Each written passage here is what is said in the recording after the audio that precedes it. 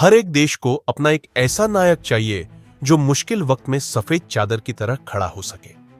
भारत के लिए वह शख्स थे सैम बहादुर, यानी फील्ड मार्शल सैम मानेकशॉ, जो न केवल एक सिपाही थे बल्कि एक ऐसे सितारे की तरह चमके जिन्होंने भारत की सेना को एक नई पहचान दी।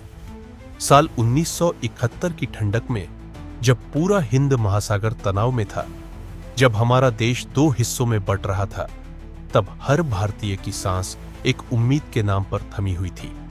उस वक्त देश की बेड़ी संभालने वाले सैम मानेकशॉ थे। वे प्रधानमंत्री इंदिरा गांधी के विश्वास पात्र सेनाध्यक्ष, जिन्होंने केवल 13 दिनों में एक युद्ध को विजयी बना दिया।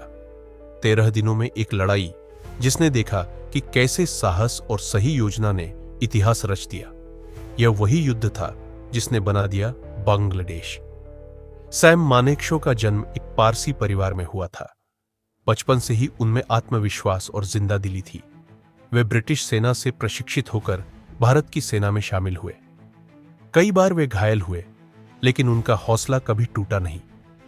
कहते हैं, सेना के एक अधिकारी ने उन्हें गोली लगने के बाद हंसते हुए कहा, "यह तो मामूली खरोंच है।"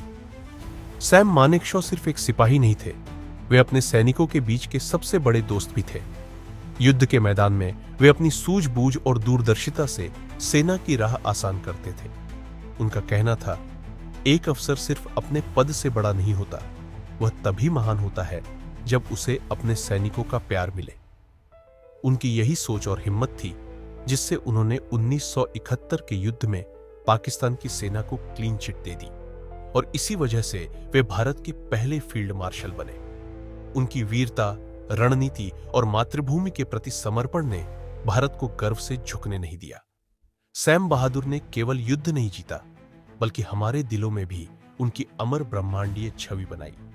आज भी हर भारतीय सैनिक और नागरिक उनके नाम के साथ गर्व से कहता है, सैम बहादुर अमर रहे। आपने सुना सैम बहादुर की कहानी, जिसे कोई कट या रुकावट नहीं दे सकती।